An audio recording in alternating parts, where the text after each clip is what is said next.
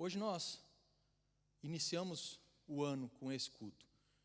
E nós iniciamos também o ano com uma série especial. Nós vamos ter 4 ministrações especiais falando a respeito de coisas que são importantes para a igreja e coisas que são concernentes à nossa vida cristã. Porque, apesar de muitos de nós já termos um tempo de caminhada, já estarmos acostumados com a vida da igreja, às vezes nós fazemos no piloto automático e fazemos sem saber por que estamos fazendo. Talvez você esteja chegando agora e você tenha visto algumas coisas acontecendo na igreja e você tem feito porque você viu outros fazerem e você tem aprendido que é assim mesmo e você vai no flow e você faz também. Mas eu estava pensando sobre isso e orando sobre isso e eu entendi do Senhor de falar a respeito do porquê fazemos o que fazemos. Então hoje iniciamos uma série chamada Por que fazemos o que fazemos? É uma pergunta que muitas vezes nós nos fazemos e às vezes até fazemos para pessoas que estão na igreja há mais tempo que nós. Por que nós fazemos o que nós fazemos? Por que os cultos eles funcionam do jeito que eles funcionam? Por que nós precisamos fazer determinadas coisas que nós fazemos? E eu gostaria de, nesse mês de janeiro, explicar algumas coisas, ensinar algumas coisas, esclarecer algumas coisas e juntamente com vocês descobrirmos na palavra de Deus o porquê nós fazemos aquilo que nós fazemos. Então nós vamos descobrir os propósitos por trás dos nossos atos de fé. E hoje eu gostaria de começar falando de uma coisa muito especial, mas antes disso eu gostaria de ler o texto base dessa série com vocês, Romanos 12, versículo 1. Romanos 12, versículo 1. E a Bíblia diz o seguinte: portanto, irmãos, peço pelas misericórdias de Deus que ofereçam o corpo de vocês como sacrifício vivo, santo e agradável a Deus. Este é o culto racional de vocês. Entender o porquê nós fazemos o que fazemos é um culto racional. O nosso culto ele não é emotivo, apesar de ter emoção incluída nele. O nosso culto ele não é supersticioso. O nosso culto ele não é somente um cumprimento de atos, de ritos. O nosso culto ele precisa ser racional. Ele precisa ser compreendido para aí nós conseguirmos fluir da maneira certa. Por isso é importante entender aquilo que nós estamos fazendo. E no dia de hoje, nessa manhã, eu inicio essa série falando sobre o porquê nós pregamos o Evangelho, o porquê nós pregamos a palavra, porquê nós fazemos isso. E juntamente com vocês, e através da palavra do Senhor, nós vamos descobrir os propósitos desse ato de fé, do pregar a palavra. Por que nós pregamos a palavra? Nós iniciamos essa série com esse objetivo de entendermos esses propósitos que estão por trás daquilo que nós fazemos diariamente, seja de forma individual, seja de forma coletiva, porque não só pregamos a palavra no culto, nós pregamos a palavra nas nossas interações pessoais, nós pregamos a palavra nos life groups, nós pregamos a palavra quando testemunhamos, nós pregamos a palavra quando contamos a nossa história de vida e de salvação, nós pregamos a palavra no culto, porque nós entendemos pela palavra do Senhor que nós devemos realmente fazer isso e que devíamos fazer sempre que nós estivermos interagindo com alguém ou nos reunindo de forma pública e coletiva como hoje. Por que nós damos ênfase à pregação? Por que ela é a parte mais importante do culto? Por que ela deveria sempre existir quando nós estamos prestes, a ter realmente um encontro com uma pessoa que você entende que vai mudar aquela vida? Por que nós temos que refletir sobre isso, pensar sobre isso? Por que nós temos que falar sobre isso? Por que nós temos que ensinar sobre isso? Porque existem razões profundas por trás de tudo aquilo que a gente faz. Porque senão não precisaríamos fazer, amém? Nós fazemos porque existem razões profundas e nós precisamos entender esses propósitos. Então, iniciamos a nossa série sobre o porquê fazemos o que fazemos, entendendo, compreendendo e também, aprendendo o porquê nós pregamos a palavra do Senhor. Em primeiro lugar, nós pregamos a palavra porque a palavra ela transforma vidas. Amém? É por isso que nós pregamos a palavra, porque ela transforma vidas. Antes de mais nada, nós pregamos a palavra do Senhor porque nós entendemos que ela é um veículo que proporciona transformação de vidas. Ela é um meio, ela é um canal que transforma a vida das pessoas. Ela possui esse poder transformador. Não se trata somente de compartilhar informação. Não se trata somente de você vir a um culto e você escutar alguém falando a respeito da Bíblia ou falando a respeito de alguns versículos da Bíblia. Trata-se de oferecer às pessoas transformação. É por isso que nós pregamos, porque nós oferecemos às pessoas transformação. Você está apresentando algo às pessoas que você tem a certeza de que isso vai transformar a vida dela do jeito que transformou a sua. Porque a palavra de Deus tem essa capacidade, que é única, de mudar pensamentos, mudar corações, mudar caráter, mudar conduta, trazer salvação, trazer renovação e trazer santificação. Se você tem dúvida de que ocorreu uma transformação na sua vida ou na vida de alguma pessoa, é só fazer essa análise. Houve mudança de mente, houve mudança de postura, houve mudança de caráter, houve mudança de coração, houve renovação, houve santificação. Então essa pessoa, ela recebeu a palavra e ela foi realmente tocada pelo Senhor. E houve, não é, um novo nascimento naquela vida. Hebreus 4:12 nos diz: porque a palavra de Deus ela é viva e eficaz, mais afiada do que qualquer espada de 2 gumes. Ela penetra até a divisão da alma e do espírito, das juntas e medulas. Ela avalia os pensamentos e atitudes do coração. A palavra de Deus é viva e eficaz, e ela causa esse tipo de transformação. Ela penetra até a divisão da alma e do espírito, das juntas e medulas, e ela avalia os pensamentos e as atitudes do coração. A palavra de Deus, ela tem esse poder. E esse versículo ilustra muito bem essa dinâmica da palavra, esse poder, não é? Essa natureza que a palavra de Deus tem. Ela não é estática, ela é algo que está sempre em movimento, causando transformação.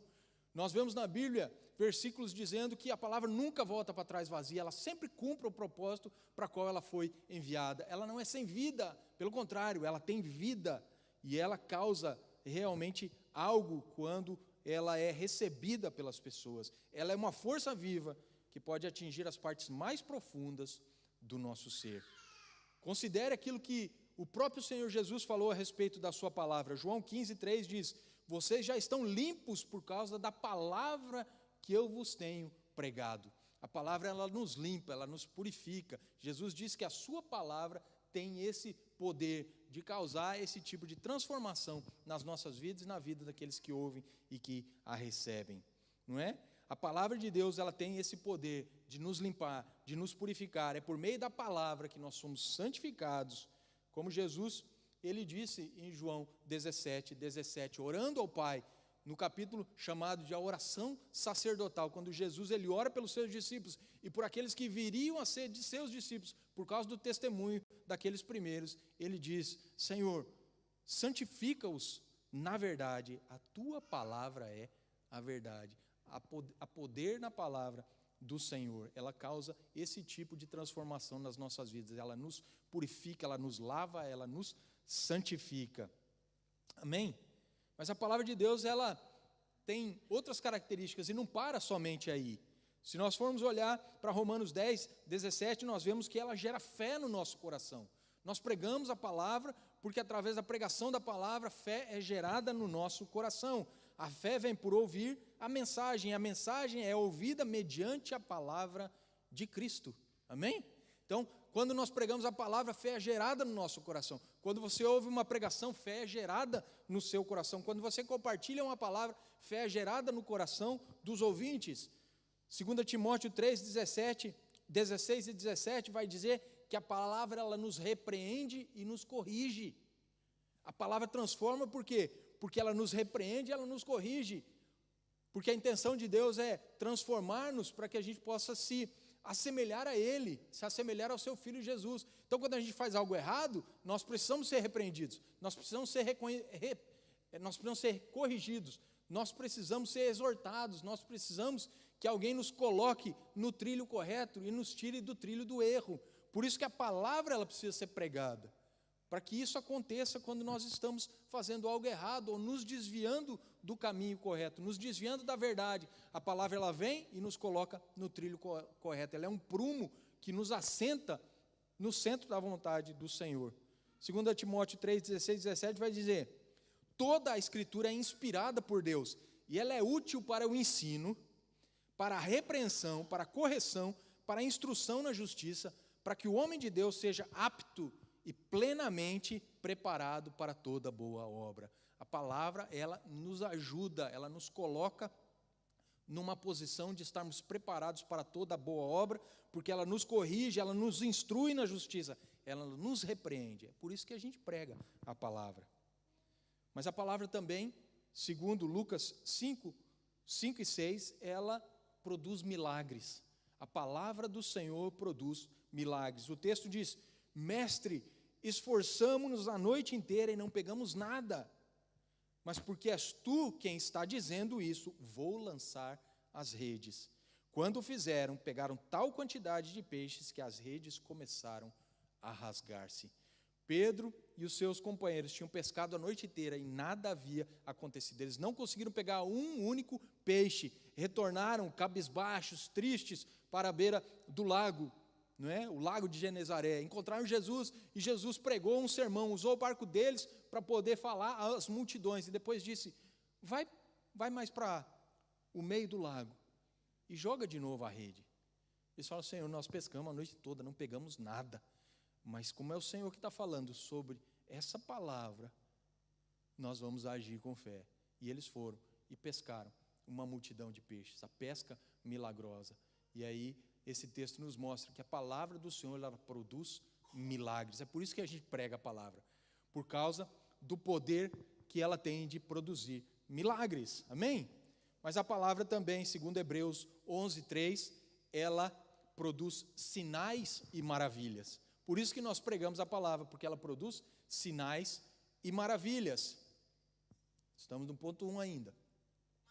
Sinais e maravilhas. Hebreus 11:3 diz: pela fé entendemos que o universo foi formado pela palavra de Deus, de modo que o que se vê não foi feito do que é visível.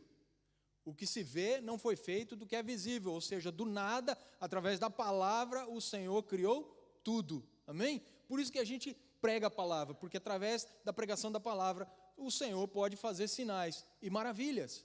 Ele pode fazer milagres, Ele pode fazer coisas que nós não compreendemos, que não entendemos, Ele pode fazer coisas espetaculares, excepcionais, através da pregação da sua palavra. Mas entenda, é a pregação da palavra do Senhor, não é um discurso humano, não são palavras de sabedoria humana, não são coisas que eu acho que eu devo falar, são coisas que o texto me diz para falar.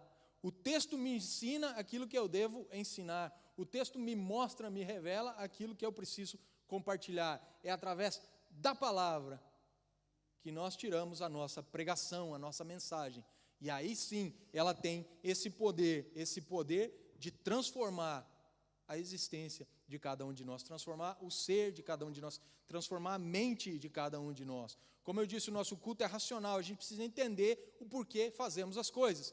O porquê nós pregamos porque a palavra nos transforma, pregamos porque a palavra nos corrige, pregamos porque a palavra nos ensina, pregamos porque a palavra nos confronta, pregamos porque a palavra gera fé no nosso coração, pregamos porque a palavra nos repreende, pregamos porque a palavra nos anima, a palavra ela nos dá esperança, ela nos dá ânimo, pregamos porque a palavra produz milagres e pregamos porque a palavra ela produz sinais e maravilhas.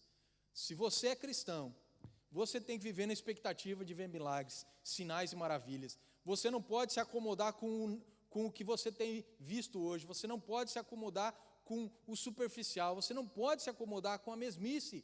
Porque a palavra ela é viva e ela é eficaz. Amém? A Bíblia diz que ela mesma ela é viva e ela é eficaz. Mais afiada do que qualquer espada de 2 gumes. Penetra até a divisão da alma e do espírito, das juntas e das medulas, e avalia os pensamentos e atitudes do coração. Por que pregamos a palavra? Pregamos a palavra porque a palavra transforma vidas. Amém? Mas também pregamos a palavra porque a palavra, ela nos encoraja e nos ensina. A palavra nos encoraja e como a gente precisa de encorajamento. A palavra nos anima e como nós precisamos de ânimo. A palavra, ela nos ensina e como nós precisamos de ensinamento, como nós precisamos de conhecer mais a respeito do sobrenatural, como nós precisamos discernir as coisas que o Senhor deseja falar conosco, nos ensinar, nos direcionar, nos guiar, como nós precisamos desse encorajamento e desse ensino. Então nós pregamos a palavra porque existe essa necessidade de mais coragem, de mais ânimo, de mais conhecimento, de mais entendimento. Nós precisamos compreender as coisas. O culto, ele é racional. Eu não posso fazer simplesmente por fazer, eu não posso fazer porque outros fazem. Eu preciso entender o que eu tenho que fazer. Eu preciso entender o porquê que eu sigo. Eu preciso entender o porquê que eu exerço fé. Muitas vezes não conseguiremos explicar as coisas relacionadas à fé, que são relativas à fé. Porque se tem fé, é porque tem que ter sobrenatural. E se tem sobrenatural, nem sempre podemos compreender a 100% ou explicar a 100%. Amém? Mas a palavra, ela nos revela e nos explica tudo aquilo que Deus entendeu que nós deveríamos conhecer e compreender. O resto é com Ele, e nós nos movemos em fé, com os olhos postos naquele que morreu por nós, lá na cruz, nos movendo, sabendo que de alguma coisa, ou melhor, alguma coisa boa o Senhor tem para nós, mesmo que nós não venhamos a compreendê-la, a entendê-la, ou até mesmo a visualizá-las, mas sabemos que Ele está no controle de todas as coisas, amém? Romanos 15:4 vai dizer: porque tudo o que foi escrito no passado foi escrito para nos ensinar, para que por meio da perseverança ensinada nas Escrituras e do encorajamento que elas proporcionam, tenhamos esperança. Ou seja, tudo o que foi escrito na Bíblia tem o propósito de quê? Nos ensinar. Por isso pregamos a palavra, porque tudo que está escrito na Bíblia tem o propósito de nos ensinar, de forma que, por meio da perseverança e encorajamento da Bíblia, das Escrituras, da palavra de Deus, por isso nós pregamos, porque conseguimos ser perseverantes e sermos encorajados por isso, nós mantenhamos a nossa esperança, amém? Se você quer manter aí a sua esperança intacta, de um dia estar com o Senhor nos céus, viver por toda a eternidade com Ele, sabendo realmente que você foi salvo e continuará e permanecerá salvo, você precisa ouvir a palavra sendo pregada, você precisa ler a palavra, você precisa compreender a palavra, amém? As Escrituras, elas têm esse poder que, além de ser transformador, ele é essencial para o nosso crescimento, para o amadurecimento. Não tem como haver crescimento e amadurecimento cristão, espiritual, sem Escritura. Você não cresce, você não amadurece, se você não se aprofundar na palavra do Senhor. Você precisa constantemente estar sendo exposto à palavra e colocá-la em prática para que você possa crescer e amadurecer. Ninguém cresce e amadurece sem palavra. Ninguém cresce e amadurece passando somente alguns minutos, não é, semanais ou mensais ou até anuais diante da palavra. Você precisa se aprofundar, você precisa se afadigar, você precisa realmente gastar tempo. É por isso que a palavra, ela tem o seu ponto central, o culto, melhor dizendo, tem o seu ponto central na palavra. Não é no louvor, não é na oferta, não é na oração, é na palavra. Louvor, oferta e oração fazem parte do culto e são importantes, mas o ponto central e o foco principal do culto é a palavra, e esse deveria ser também o foco da sua vida. Você deveria orar, você deveria jejuar, você deveria contribuir, você deveria louvar, você deveria adorar, e você deveria se aprofundar na palavra do Senhor, porque ela te encoraja, e ela te ensina, e ela mantém a sua esperança. Por isso que o apóstolo Paulo falava, olhando para Ele, que é o autor e consumador da nossa fé. Quando você olha para a palavra, você olha para Jesus, porque Ele está ali sendo revelado todos os dias para você através da sua palavra. João diz que o verbo, ele se fez carne, ele andou entre nós. E o verbo é o quê? É o próprio Jesus, a palavra de Deus encarnada. Quer conhecer mais a Jesus? Conheça mais a palavra do Senhor. Quer conhecer mais a Deus? Conheça a palavra do Senhor, porque ela revelará a Jesus. Jesus vai revelar a face do Pai. Amém? Mas além disso, o que a palavra ela o que ela produz em nós? Ela edifica a nossa fé. Ela nos prepara para as boas obras. Já lemos esse versículo, 2 Timóteo 3, a palavra nos prepara para as boas obras. A palavra, ela é parte fundamental do processo de discipulado. Por isso que nós pregamos. Por quê? Porque Jesus, ele quer só salvar as pessoas? Não, ele quer transformar pessoas em discípulos.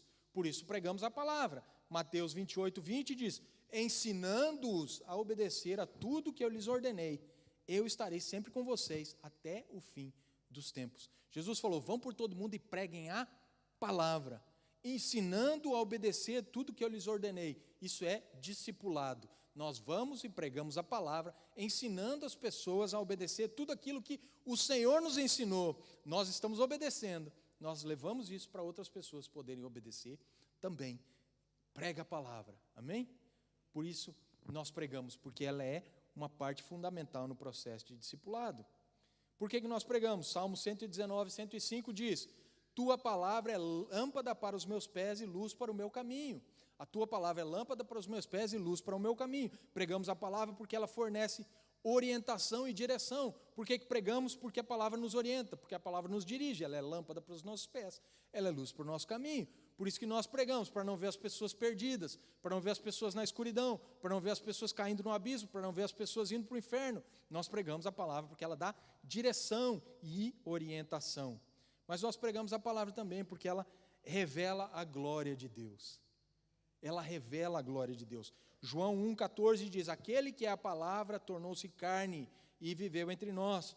Vimos a sua glória, glória como do unigênito, vindo do Pai, cheio de graça e de verdade. João falou: aquele que era a palavra, o verbo que estava com Deus, que era Deus desde o princípio, ele esteve entre nós, os nossos olhos viram, nossos ouvidos ouviram as suas palavras, nossas mãos tocaram.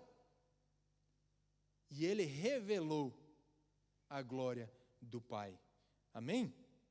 O texto diz que nós vimos a sua glória, glória como a do unigênito vindo do Pai, cheio de graça e de bondade. Por que fazemos o que fazemos? Por que nós pregamos a palavra? Porque nós queremos ver as pessoas conhecendo a glória do Senhor. Amém? Por isso pregamos a palavra. Mas também pregamos a palavra porque ela proporciona conhecimento e convicção. Oséias 4,6 diz: o meu povo foi destruído por falta de conhecimento. Portanto, o ensino gera conhecimento que produz convicção. Você já viu aquelas pessoas que elas estão sempre em dúvida daquilo que elas falam, daquilo que elas creem, daquilo que elas pensam? Estão sempre sem convicção. Conhecimento gera convicção. Se eu conheço, eu sou convicto.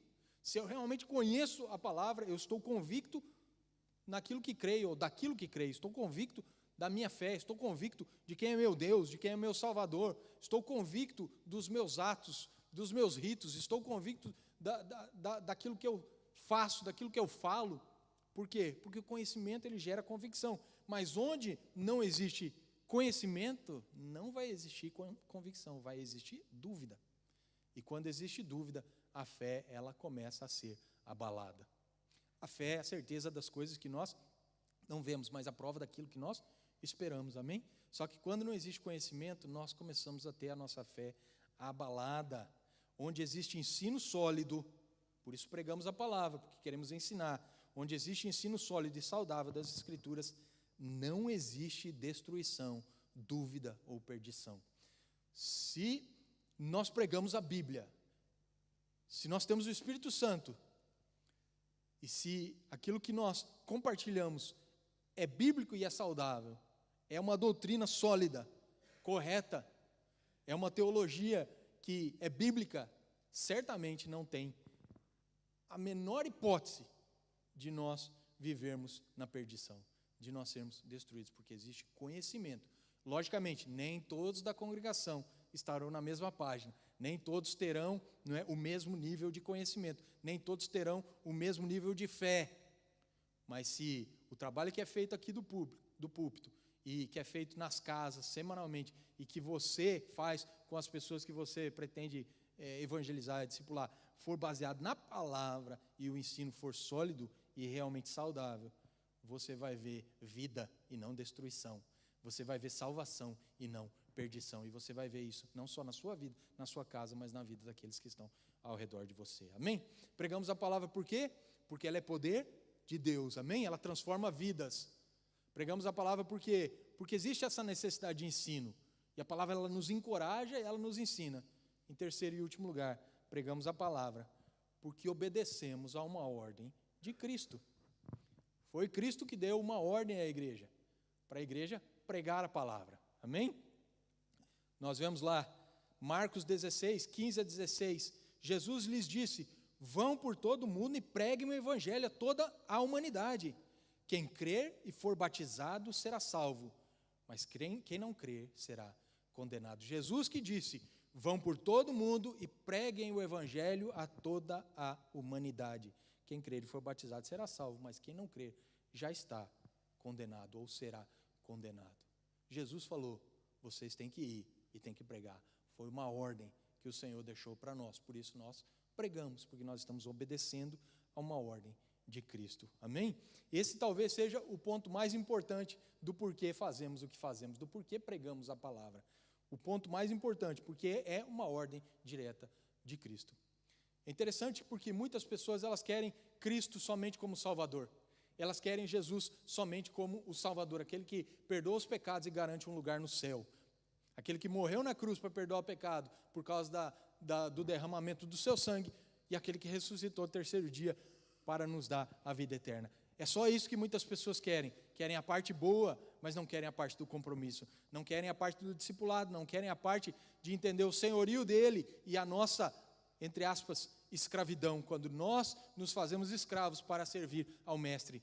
Quando nós temos esse entendimento de que nós agora pertencemos a alguém que nos comprou por causa do preço que foi pago na cruz, nós entendemos que agora temos a liberdade. E não o contrário. Antes éramos escravos do diabo e do pecado. Agora nós somos livres porque nós decidimos nos tornarmos escravos de Cristo. Faz sentido? Às vezes não faz, mas é assim mesmo. Por causa da nossa deliberada, não é, entrega, nós aceitamos o senhorio do Senhor. Mas se Ele é Senhor, quem é que manda? Somos nós.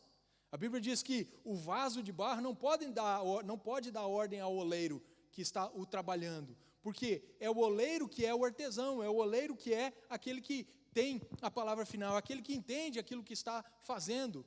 Ele que tem que trabalhar em nós, e não nós darmos pitaco ou ficarmos falando aquilo que ele deve fazer. Então, se existe um Senhor, também existe um servo. E nós somos os servos e ele é o Senhor. E nós obedecemos a ordem do nosso Senhor. Por isso que não é opcional pregar a palavra, é uma ordem. Você precisa pregar. Você precisa pregar através das suas palavras e você precisa pregar através do seu testemunho. Você precisa compartilhar as boas novas de salvação com as pessoas. Você precisa ensinar as pessoas. Você precisa discipular as pessoas. A grande comissão não é uma sugestão. Ela é um mandato para todo cristão. É parte crucial do plano de Deus para restaurar e reconciliar o mundo consigo mesmo. Pregamos a palavra por quê? Porque ela é parte crucial no plano de Deus para restaurar o mundo consigo mesmo, né? No caso, com Ele. Então, a nossa maior motivação para fazermos isso é o quê? É o amor que o Senhor tem derramado em nossos corações pelo nosso próximo. Se nós nos importamos, nós pregamos. Se não nos importamos, não pregaremos. Agora, se você não se importa com a salvação do teu próximo, algum problema existe aí, não é? Porque se o Senhor tem derramado o amor dele nos nossos corações pelas pessoas, e se o maior dos mandamentos, segundo Jesus, é nós amarmos a Deus acima de todas as coisas, é o próximo como a nós mesmos, e nós não estamos fazendo isso, alguma coisa não está batendo certo aí naquilo que nós chamamos de salvação pessoal. Lucas 8, verso 5, Jesus nos ensina dizendo, não é? Através da parábola, melhor dizendo, do semeador. Ele diz, o semeador saiu a semear. E no 11 ele vai dizer que a semente é a palavra de Deus. O semeador saiu a semear. E no verso 11 diz que a semente é a palavra de Deus. Ou seja, o semeador não pode ficar em casa. O O semeador não pode comer a semente, o semeador precisa plantar a semente, semear a semente. E se você for olhar para a parábola, você vai ver que a cada 4 sementes, uma somente deu fruto. A cada 4, uma deu frutos. A cada 4, uma deu fruto. É regra? Claro que não. No caso aqui, foi uma parábola que Jesus contou para dizer a respeito, não é, da dureza do coração humano, das preferências que as pessoas têm pelas coisas do mundo, não é, das paixões que as pessoas elas escolhem ter. Mas uma caiu na terra fértil. E essa que caiu na terra fértil, ela deu fruto. E esse fruto, certamente, ele permaneceu e permanecerá. Paulo entendeu profundamente esse chamado de pregar a palavra. Ele não apenas obedeceu à ordem de Cristo, mas ele também instruiu os seus discípulos a fazerem o mesmo. 2 Timóteo 4,2, ele fala para Timóteo: pregue a palavra, esteja preparado a tempo e a fora de tempo, corrija, repreenda, encoraje, com grande paciência e instrução cuidadosa. Olha só o que Paulo fala: prega a palavra, Timóteo, esteja preparado a tempo e a fora de tempo. Muitas vezes a gente deixa de falar, deixa de pregar, deixa de compartilhar porque a gente acha que não está preparado. Paulo está dizendo: esteja preparado, a tempo e fora de tempo. Mesmo quando te pegarem desprevenidos, mesmo quando você se encontrar numa situação que você achava que não ia acontecer uma oportunidade de compartilhar a palavra, esteja preparado e fale a tempo e a fora de tempo. Ele diz mais a Timóteo: corrija, repreende, encoraje, com grande paciência e instrução cuidadosa. Se você quer compartilhar o evangelho com alguém, você precisa ter paciência. E você precisa ser cuidadoso na sua instrução. Não dá para pregar qualquer coisa, porque qualquer coisa não vai levar a pessoa para o céu. A comida ela precisa ser uma comida que tenha nutrientes e que seja saudável, porque senão ela vai fazer mais mal do que bem. Então conheça aquilo que você está falando. Amém? Para finalizarmos, eu tenho 5 instruções práticas, aplicações para nós colocarmos em prática a partir de hoje. Amém? Iniciando esse novo ano de 2025 com essa nova série. Por que fazemos o que fazemos? Nós temos que descobrir aí os propósitos por trás dos nossos atos de fé. Começamos falando a respeito do porquê nós pregamos a palavra. Por que pregamos a palavra? Nós pregamos a palavra porque ela é poder do Senhor, ela transforma vidas.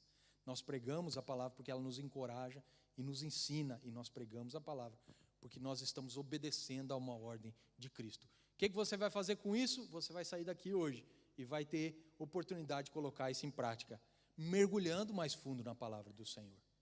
Mergulhando mais fundo na palavra do Senhor. Comprometa-se a conhecer melhor a palavra de Deus. Comprometa-se em colocá-la em prática diariamente. Não é hoje eu coloco, amanhã talvez. É hoje eu coloco em prática, amanhã eu coloco em prática, depois de amanhã eu coloco em prática, semana que vem eu coloco em prática, no mês que vem eu coloco em prática, no ano que vem eu estou colocando em prática. Mas conheça profundamente a palavra do Senhor. Ore pedindo revelação e leia, mesmo que você não entenda. Mesmo que você não entenda, continue lendo, continue lendo, continue lendo. Início de ano é a melhor oportunidade para você começar uma leitura anual. Janeiro você vai ler uma parte da Escritura, ou melhor, 1º de janeiro você vai ler uma parte da Escritura, dia 2 de janeiro você vai ler outra parte da Escritura, dia 3 de janeiro você vai continuar lendo uma parte da Escritura, e assim por diante. Se você quiser um plano bíblico de leitura anual, venha falar comigo, nós imprimimos para você, você leva para casa, você coloca no meio da sua Bíblia, e lá tem umas caixinhas, assim, umas boxes, que você vai fazendo tic. 1º de janeiro, tem lá a leitura bíblica que você fez. Tic, 2º de janeiro, ou 2 de janeiro, melhor dizendo, tem lá a leitura bíblica do dia. 3 de janeiro tem lá a leitura bíblica do dia. Temos pessoas aqui que têm feito isso e temos testemunhos de pessoas que estão crescendo, aprendendo, amadurecendo, ficando mais convictas, firmes, porque estão lendo a Bíblia diariamente. Temos aqui a irmã Maria, que todo final de ano ela chega para mim e fala: pastor, li a Bíblia todinha novamente. Mais um ano em que eu li a Bíblia de Gênesis e Apocalipse. Glória a Deus por isso. Por quê? Porque você está fazendo aquilo que o Senhor espera que você faça. E a hora que você abre a boca para pregar para alguém, para ministrar sobre a vida de alguém, para ensinar alguém, para compartilhar, o Senhor, Ele vai vir com o poder do Espírito Santo e vai fazer com que essa palavra se transforme em fogo na sua boca. Porque é isso mesmo que a palavra do Senhor, ela é fogo que muda e transforma vidas. Então, mergulhe mais fundo. Mas também o que você pode fazer a partir de hoje? Compartilhe ativamente. Ativamente. Não escolha a pessoa que você vai compartilhar. Compartilhe com todos. Não é você que vai salvar essa pessoa, é Deus. E se Ele quiser salvar alguém que você está se recusando a pregar, Ele vai cobrar de você depois, porque você não deu essa oportunidade para a pessoa ser tocada pelo Espírito Santo. Então, não economize. Compartilhe ativamente. Envolva-se no compartilhamento da palavra, seja nos life groups, no evangelismo, nas conversas cotidianas, aqui na igreja. Seja uma pessoa ativa. 3, viva a palavra. Não adianta nada você pregar uma coisa com muita propriedade e conhecimento se a sua vida está mais torta do que qualquer outra coisa. Então, viva a palavra. Coloque em prática. A sua pregação, elas têm que estar na mesma página do seu testemunho. O seu testemunho tem que ser o mesmo da sua pregação. A pessoa tem que ver em você que aquilo que você está pregando deu resultado, que aquilo que você está compartilhando realmente aconteceu na sua vida. Eu demorei mais tempo do que eu deveria para me converter, porque as pessoas que pregavam para mim não viviam aquilo que elas pregavam. Mas a partir do momento que eu vi alguém vivendo aquilo que pregava e pregando aquilo que vivia, eu falei assim, opa, o negócio dá certo mesmo. E aí eu acabei me convertendo. Então lembre-se que a verdadeira pregação não é feita apenas aqui do púlpito, mas é em cada ação recorrente e comum da nossa vida. Não adianta eu falar que eu tenho que falar a verdade e aí eu minto. Não adianta falar que eu tenho que ser honesto e aí eu não sou honesto. Que eu tenho que ter integridade e eu não sou íntegro. Que eu tenho que ter santidade, mas eu não sou santo. Uma coisa tem que estar acompanhando a outra. 4, mantenha-se preparado. Esteja pronto para compartilhar a palavra. A tempo e a fora de tempo, como Paulo instruiu. A tempo, a gente nunca para de aprender. Nós somos eternos aprendizes. Nunca sabemos o suficiente. Tem sempre alguém que vai saber mais do que nós. Então, aprofunde-se mesmo, esteja sempre preparado. Saia de casa na expectativa, Senhor, eu sei que vai aparecer alguém. Coloca alguém no meu caminho. Sempre preparado, sempre preparado. Não perca a oportunidade. Não deixe de ter sensibilidade. Que às vezes você vai falar coisas para a pessoa que vai atingir lá no centro do coração dela e ela vai se abrir. Porque são coisas que você estava preparado e você aproveitou a oportunidade. Não perca a oportunidade. E o último, 5, ore por transformação. Peça a Deus que use a palavra dele para transformar a sua vida e a vida das pessoas que estão te ouvindo diariamente, que estão ao teu redor. Não deixe de orar. A palavra ela é eficaz, mas é preciso oração para que o Espírito Santo possa agir e aí fazer com que essa palavra ela tenha realmente eficácia e ela não volte para trás vazia. Então, ore por transformação na sua vida e na vida das outras pessoas. Amém? Então, a pregação, ela não é apenas um ato religioso, ela não é apenas uma tradição, ela não é simplesmente algo que nós temos que fazer no culto, ela é uma missão, ela é uma ordenança, ela é um mandato, ela é necessária, ela é divinamente ordenada, porque ela tem o potencial de mudar vidas, ela tem o potencial de edificar a igreja, ela tem o potencial de cumprir o propósito do Senhor no mundo, não só na nossa vida, mas no mundo. Então, o que a gente tem que fazer? Abraçar esse chamado com paixão, com dedicação, com seriedade, sabendo que quando nós semeamos a semente da palavra de Deus, o Senhor dará o crescimento. Amém? Um planta, o outro rega, mas Deus dá o crescimento. Que a gente possa entender isso, saindo daqui, mais conhecedores da palavra de Deus, da vontade de Deus, e começando a entender aí e a descobrir os propósitos por trás dos atos de fé. Por que fazemos o que fazemos? Fazemos porque o Senhor nos ordenou para fazer. Fazemos porque existe transformação por trás daquilo que fazemos. Fazemos porque existe ensino e encorajamento. Nós pregamos porque nós devemos pregar como mensageiros do Senhor, como pessoas que estão nesse mundo, como discípulos do Senhor, fazendo a vontade dEle. Amém? Vamos ficar de pé? Você vai sair daqui nessa manhã sabendo o porquê de pregar o Evangelho. Por que pregamos o Evangelho? Por que pregamos a palavra de Deus? Pregamos porque ela transforma vidas. Pregamos porque ela nos encoraja e nos ensina. E pregamos, né, porque é uma ordenança do Senhor.